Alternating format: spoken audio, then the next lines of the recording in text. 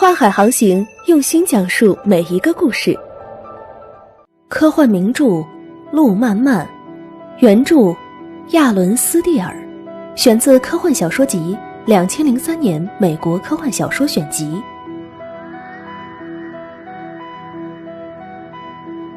从地球起飞3个月后，阿拉巴马号宇宙飞船已经达到巡航速度，它将行驶230余年，到达马加里斯47号星。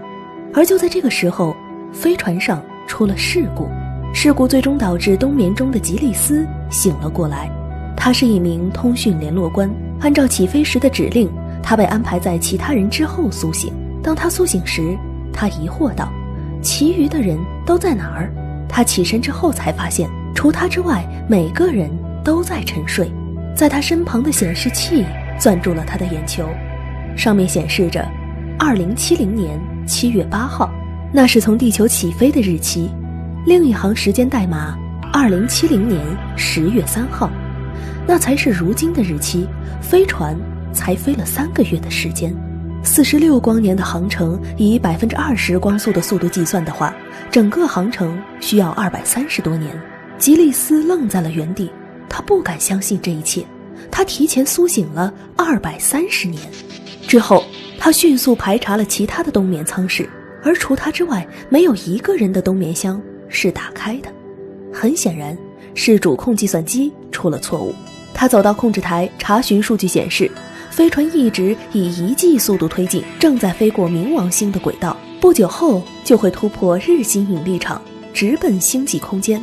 飞船经过90天的助推阶段，助推燃料已基本耗尽，现在飞船的飞行速度已达到最节省燃料的状态。吸气式冲压发动机能在星际间产生巨大的磁场，将船头周围的空间中离子化了的氢气和氦气吸进来，给飞船提供燃料。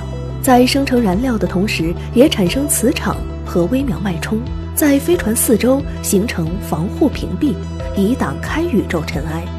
吉利斯迅速来到通讯联络工作台，他将意外唤醒的事件告诉了人工智能系统，但系统提示吉利斯通讯官仍在 C1A 号冬眠箱。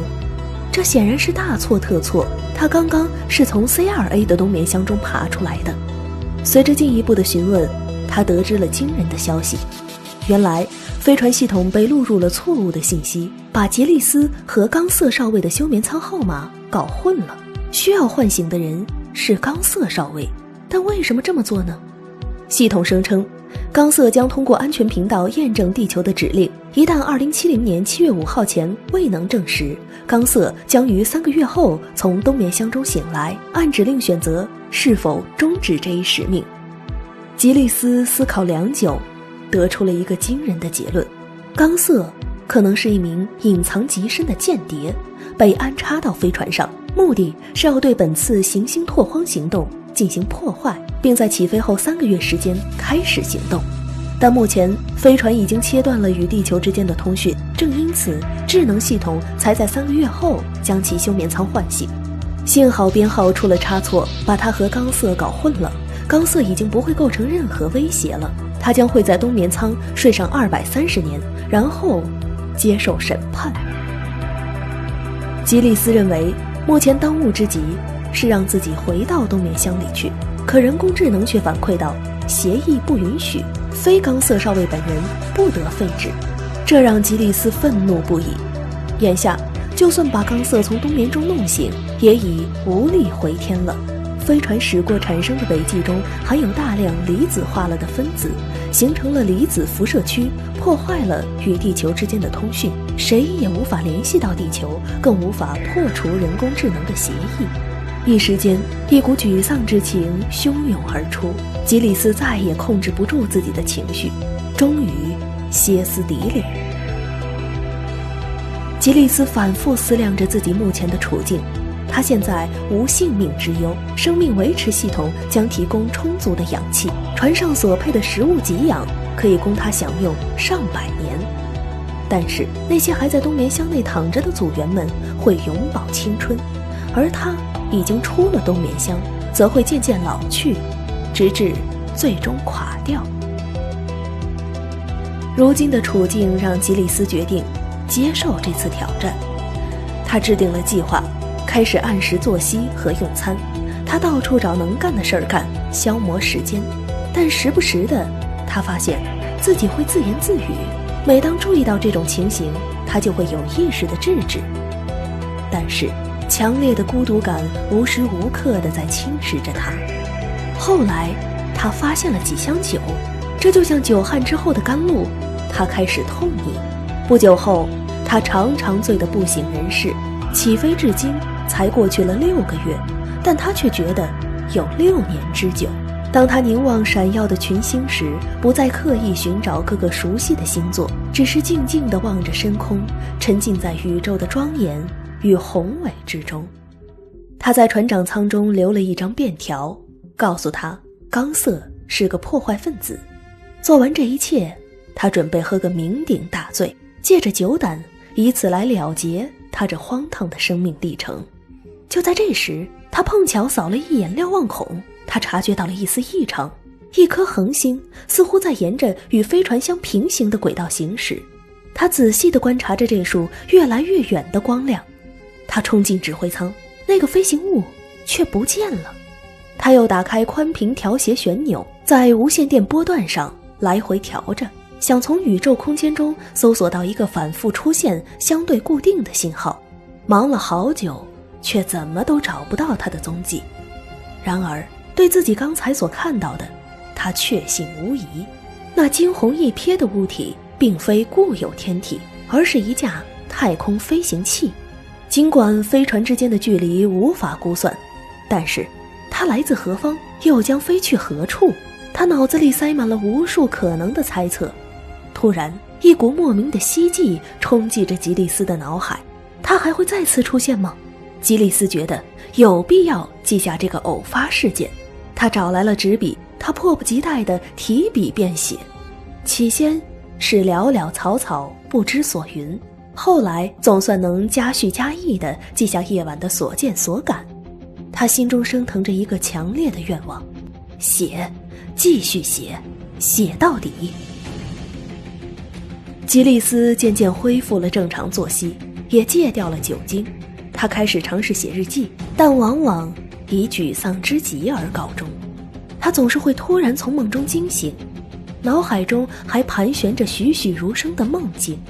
一个年轻人孤零零地站在一片陌生的土地上，天空中盘踞着一个巨大的飞行物，这一团明亮的光芒向着广袤的星空深处飞去。于是他开始发挥自己的想象，织补支离破碎的梦境。年轻人是个王子，国家破败之后，他孤身一人穿越星际，来到一颗荒无人烟的卫星上。王子就这样被放逐在此，自生自灭。吉利斯拿起了笔，埋头便写了起来，从此再也没有停下来。除了睡眠和吃饭，没有任何东西可以阻碍他笔墨的流淌。他想象自己就是那主角，踏上了前所未有的探险之路，其过程之惊险，情景之壮观，简直连他自己都难以置信。此前他还会到指挥舱检查一下导航台，看是否地球会发来信息。后来随着飞船与地球的距离越来越遥远，吉里斯已经觉得这些与自己已经无关紧要了。他甚至关掉了计时器，不再需要知道时间流逝了多少。而他坚持写着他的故事，废寝忘食。不过近来他攀爬楼梯已经越来越困难，他的关节总是隐隐作痛，但这些无碍于他的写作热情。一个夜晚，他望着虚空，正构思着情节。此时广袤而遥远的星空中，一颗明亮的星星在移动。他赫然惊醒，那是曾经他惊鸿一瞥过的神秘飞行物。它又出现了。这回他知道自己该怎么做了，要给飞行物发信息。他立即顺着通道爬向通讯台，100米深的交通井。吉利斯忍着息痛拾级而下。他忽然意识到，不知道该发送什么信息向对方表明自己的身份。发个表示友好的信息就在这时，他猛然觉得已忘记了自己的名字。吉利斯，对了，宇宙探测飞船通讯官吉利斯。他高兴地笑了，又往下攀了一级横道。已经太久没听到别人大喊自己的名字了，说不定连他自己都喊不出了。真的喊不出了吗？吉利斯张了张嘴，可什么声音都发不出。他想，自己应该还能讲话，只不过生疏罢了。现在的当务之急是回到通讯台。这时，他左脚没能踩到横档，身子失去了平衡，他飞落而下，坠落。转眼间，他的身子重重坠到井底，一切就这样结束了。几个小时后，人工智能发现了吉利斯的尸体。经过分析和决策，2分钟后，吉利斯被抛出了飞船，离开了飞船的庇护，离开了它的作用场。它就像宇宙中的一颗尘埃，坠入了虚无。吉利斯消失后，智能系统将室温调到10摄氏度，并将每个舱室都检查了一番。吉利斯完成的13本稿件原封不动地放在那儿，然后所有舱室自动地有条不紊地运行着。这一天的日期是2102年2月25号。飞船接下来的飞行一切正常，没有发生任何事故。